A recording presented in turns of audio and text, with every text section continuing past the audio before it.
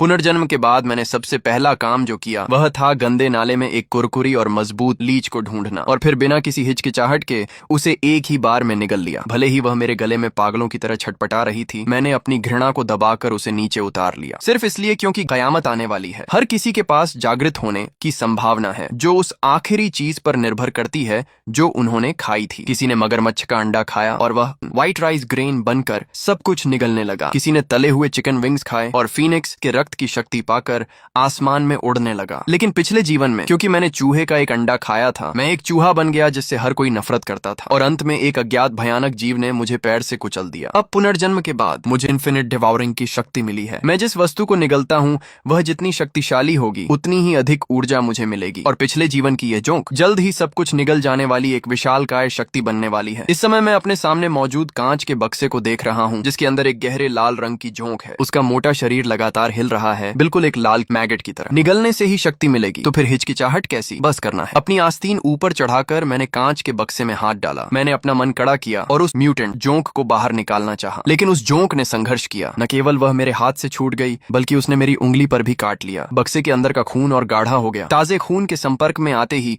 वह उत्परिवर्ती जोंक और भी उत्तेजित हो गई। यह देखकर मैं तुरंत क्रोधित हो गया। मैंने तेजी से वार किया और जोंक को पकड़ लिया, फिर एक झटके में उसे सीधे अपने पेट में उतार लिया। बधाई हो मेजबान होस्ट, आपने सफलतापूर्वक उत्परिवर्ती जोंक को निगल लिया है। जीन अनुक्रम जीन सीक्वेंस सफलतापूर्वक निकाल लिया गया है। देखते हैं यह नया अनुक्रम क्या लेकर आता है। अचानक उंगलियों में एक झंझनाहट और सुन्नपन का एहसास हुआ। नीचे देखा तो दंग रह गया। अभी कुछ देर पहले जहां से मांस का एक बड़ा टुकड़ा नोच लिया गया था वहां से अनगिनत खून जैसी लाल रेशमी धाराएं निकलने लगी। महज 2 सेकंड में उन्होंने जख्म को पूरी तरह ढक लिया और वहां बिल्कुल नया मांस उगाया। यह तो कटे हुए अंग का दोबारा जीवित होना था। इसके अलावा मुझे महसूस हुआ कि मेरे शरीर के भीतर एक असीम शक्ति उमड़ रही है। ऐसा लग रहा था जैसे मेरे अंदर ऊर्जा का कभी न खत्म होने वाला स्रोत फूट पड़ा हो। मैं आईने के सामने गया और स्थिर होकर खड़ा हो गया। आईने में खुद को देखकर मैं एक बार फिर सुन्न रह गया। मेरी लंबाई जो पहले लगभग 1.7 मीटर थी अब बढ़कर सीधी 1.9 मीटर हो गई थी। मेरे काले बाल अब लंबी लाल जुल्फों में बदल चुके थे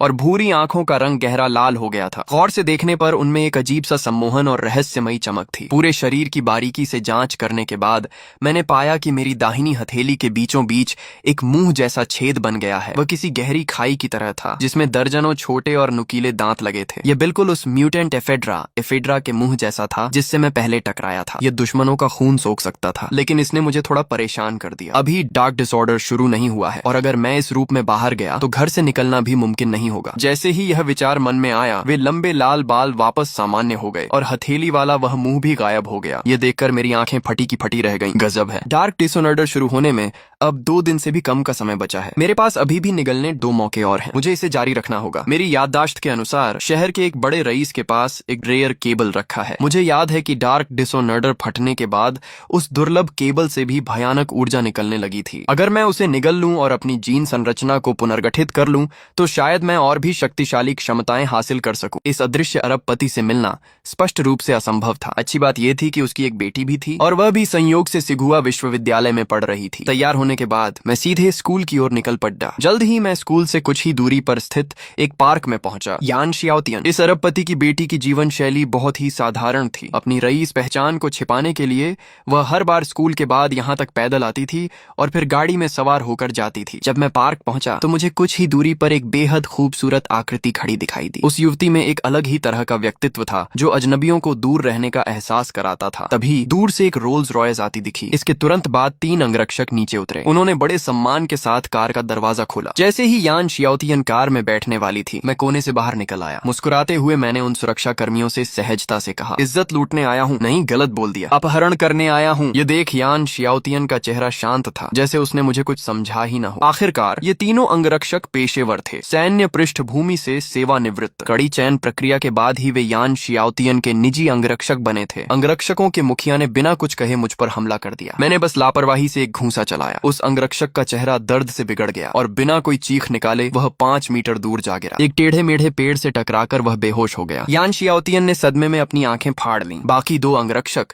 जो हमला करने ही वाले थे वे भी पूरी तरह सन्न रह गए। हे भगवान, एक घूंसे में 5 मीटर दूर फेंक दिया। क्या यह वाकई इंसान है? मैं खुद भी थोड़ा हैरान था। मुझे अंदाजा नहीं था कि मुझ में इतनी ताकत है। फिर मैं अपने आप रोल्स रॉयस के सामने आया और आजमाने के लिए उसे एक लात मारी। एक जोरदार आवाज हुई और हैंड ब्रेक से लॉक की हुई रोल्स रॉयस सीधे 3 मीटर दूर जा गिरा। पूरा साइड का दरवाजा गंभीर रूप से विकृत हो गया था, गहरा धंस गया था। मौके पर अचानक सन्नाटा छा गया। यान शियाओतियान का चेहरा सुन्न पड़ गया था और 2 अंगरक्षक डर के मारे जमीन पर ढेर हो गए। मैंने उन 2 अंगरक्षकों पर ध्यान नहीं दिया, सीधे यान शियाओतियान के पास गया। यान शियाओतियान ने घबराते हुए कहा, तुम्हें धन चाहिए या जान? अपने पिता यान नानजी को फोन करो, उनसे कहो कि वे अपने संग्रह की वह दुर्लभ इलेक्ट्रिक ईल भेज दें। एक हाथ से ईल दो, दूसरे हाथ से बंदा लो। यान शियाओतियान की भौहें कांपने लगीं। उसका दिमाग काम नहीं कर रहा था। इस आदमी ने उसे अगवा करने के लिए इतनी मेहनत की, सिर्फ अपने पिता की उस दुर्लभ इलेक्ट्रिक ईल के लिए। लेकिन मौजूदा स्थिति नाजुक थी। यान शियाओतियान ने अपना फोन निकाला और यान नानजी को फोन किया। उसने वर्तमान स्थिति और मेरी मांग के बारे में संक्षेप में बताया। इसी बीच तियानशेंग ग्रुप के मीटिंग रूम में एक रौबदार मध्यम आयु वर्ग का व्यक्ति अचानक सतर्क हो गया। फोन मिलने के बाद हद हो गई, हद हो गई। दारू शहर में मेरी बेटी को छूने की हिम्मत किसकी हुई? तुरंत सेना को सूचित करो, उन्हें सहायता के लिए सबसे विशिष्ट कर्मियों को भेजने के लिए कहो। अभी जाओ। साथ ही दारू शहर की सबसे बेहतरीन मेडिकल टीम को बुलाओ,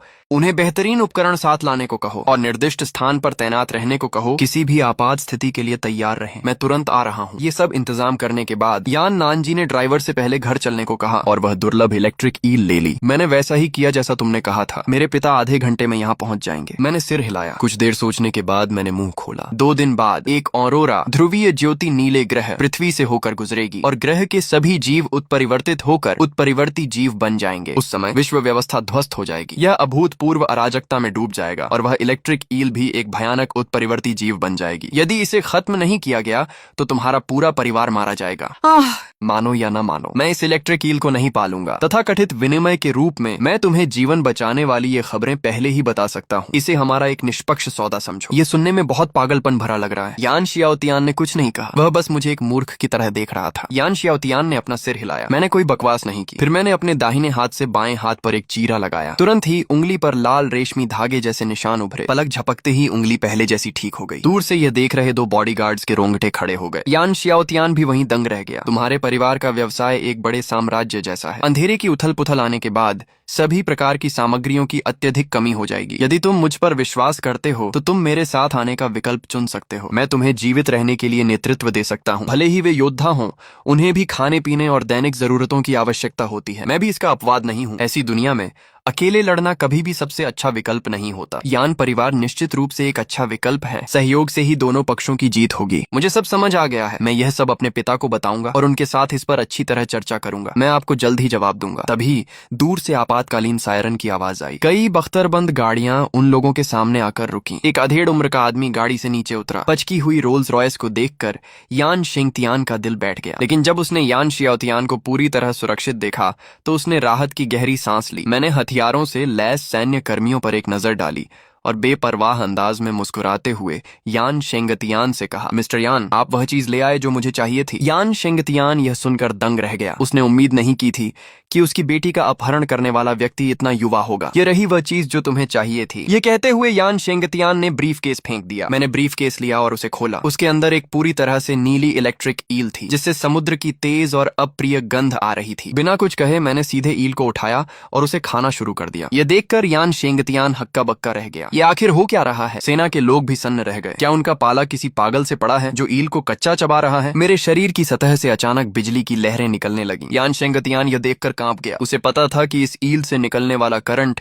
एक मध्यम आकार के जंगली कुत्ते को मारने के लिए काफी है। बधाई हो होस्ट, दुर्लभ इलेक्ट्रिक वैन को सफलतापूर्वक निगल लिया गया। जीन अनुक्रम सफलतापूर्वक निकाल लिया गया। तभी मेरे मन के एक विचार से मेरे मूल काले छोटे बाल तुरंत सुर्ख लाल हो गए और मेरी पुतलियां भी लाल रंग में बदल गईं। मैंने अपनी तर्जनी उंगली उठाई और सीधे खून की एक बूंद ब्लड बॉल केंद्रित की। वह खून की बूंद हवा में फट गई और वहां मौजूद सैन्य कर्मी जैसे ही उसके संपर्क में आए, उन्हें अपने शरीर में एक शक्तिशाली बिजली का झटका महसूस हुआ और वे तुरंत जमीन पर गिरकर बेहोश हो गए। केवल यान शियाओतियान और यान शेंगतियान को कुछ नहीं हुआ। मैंने पिता पुत्री की जोड़ी पर एक नजर डाली और फिर चुपचाप रात के अंधेरे में ओझल हो गया। डार्कनेस लीकेज शुरू होने में अब 1 दिन से भी कम समय बचा था। मेरे पास निगलने का एक आखिरी मौका बचा है। अशांति शुरू होने से पहले मुझे इसे पूरा करना होगा। तभी अचानक मुझे याद आया, महान विद्वान के चिड़ियाघर में शायद एक विशेष बाज है। उसके शरीर के पंख कठोर हैं और वह रंगों का उत्सर्जन कर सकता है। मेरे पास अब रक्त बोध है और मैं विजन की आत्मा को भी नियंत्रित कर सकता हूँ। बस उड़ने के एक साधन की कमी थी। अगली सुबह मैं तुरंत महान विद्वान के पहले चिड़ियाघर की ओर चल दिया। जब मैं उस पिंजरे के सामने पहुंचा जहाँ उस विशेष बाज को रखा गया था,